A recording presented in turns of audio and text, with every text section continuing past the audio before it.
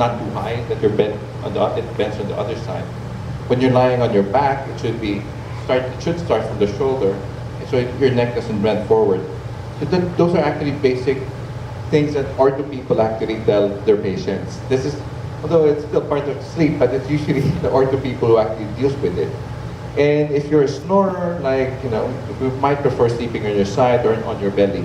There are actually pillows that are designed to straighten your neck, so that this makes your airway a little bit open. And there are pillows that are designed to force you to sleep on the side. So every individual would have a different type of specification. So it's really hard to answer a question. It has really to be individualized. May I add?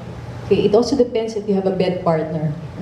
So if you have a bed partner and your bed partner moves a lot, then it's better to have a bed that will allow that person to move, but you won't feel the vibration or the movement. And there's specialized beds for that. I'll tell you a story. That we have a really soft bed in our sleep lab, and our beds are usually, our patients actually like the bed. Parang when they wake up, this is the best bed that I've actually lied onto. But you'll be surprised, our patients who are severely obese, they hate that bed. They hate that bed because they actually sink in, and they can't even turn because it's just too soft for them. So sometimes we remove that's why when we see a patient looks a little bit heavy, we have a specific bed for that kind of patient. So iba-iba talaga siya. So it's really hard to determine which bed suits a patient properly. Hi. Hi. My parents told me that. I just wanted to know. My parents told me when I was a child, I do sleepwalking while I do drugs. What's the cause of sleepwalking and what's the solution? Child? Bata? Bata. Okay. Or even adults? Okay. Sleepwalking is one of the diseases that we are termed parasomnias. These are activities that you normally do when you should be sleeping, but you don't while asleep. And it's just like sleep paralysis. It's most of the time benign, but it runs in families. So they do not know the exact cause, but it runs in families, and it eventually disappears as the child ages. Just to add on it, we have to look at the underlying cause for sleepwalking also. Sometimes it is just obstructive sleep apnea, which precipitates episodes of sleepwalking. To treat obstructive sleep apnea, sleepwalking disappears. So, like ma'am said, it is benign phenomena. Most of the time it goes away by adulthood. But if we have a person like 20 to 25 years old who's still having sleepwalking, we will try to explore any underlying sleep disorder in that patient. Actually, when we talk about sleepwalking, there's a pattern of that. May pattern yan sila of what time they sleepwalk, and then what I usually do, I assign a sleep diary for the patients, and then there's a pattern. And then if the pattern is 11 o'clock, the first cycle of sleep, the pattern is 11 o'clock, you wake them up 30 minutes before so that they can disrupt the pattern. So by that, you can treat the patients.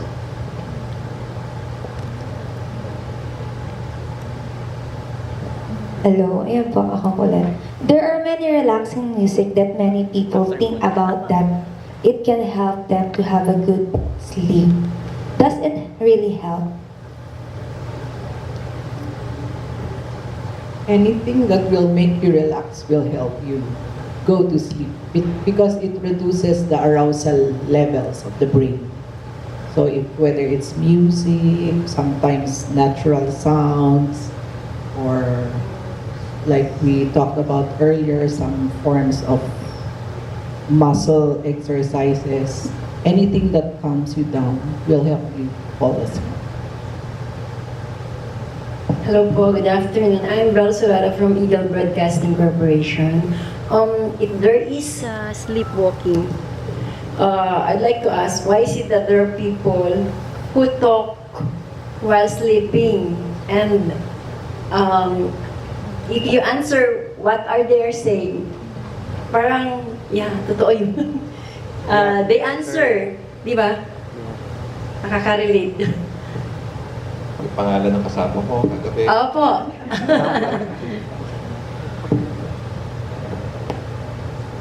Dr. Tipan, the question is, there are people who sleep talk.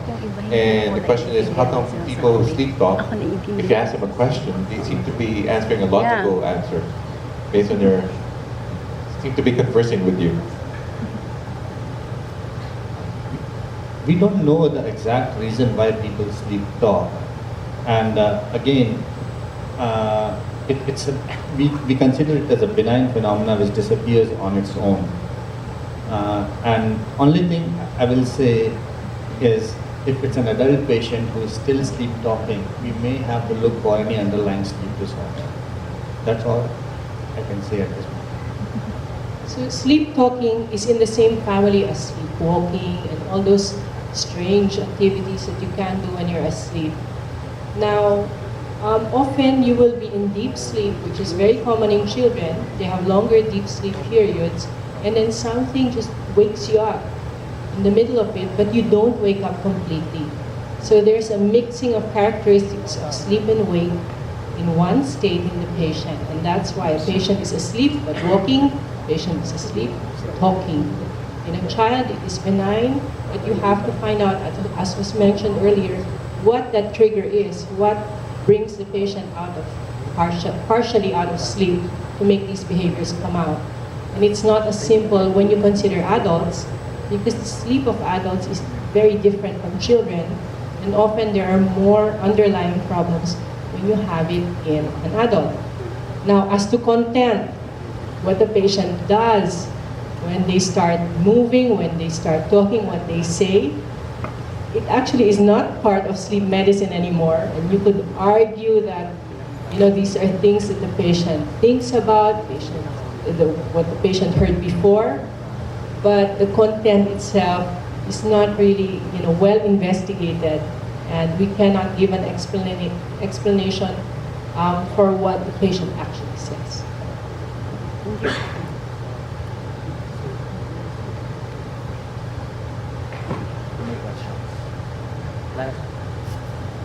No more question? Naubos na yung tanong ninyo? You can ask anything. Yung the intermittent sleeping, Intermittent sleeping?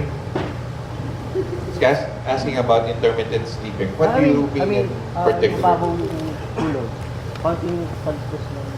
Mababaw yung tulog. Shallow Meron, sleep. shallow sleep. So how would you explain why some people actually experience shallow sleep?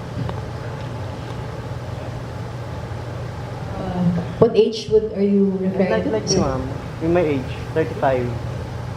Sometimes yeah. sa madaling araw nagigising ako, tapos gising na naman. Because it would be different if it's an elderly person with a lot of illnesses.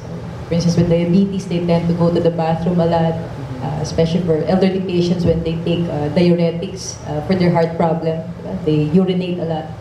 But for a younger individual, you have to look at your pattern of, coffee intake, probably cigarette, because these are stimulants, especially alcohol. Okay? If you have, alcohol is actually tricky. When you take it, immediately after a few minutes, you feel sleepy.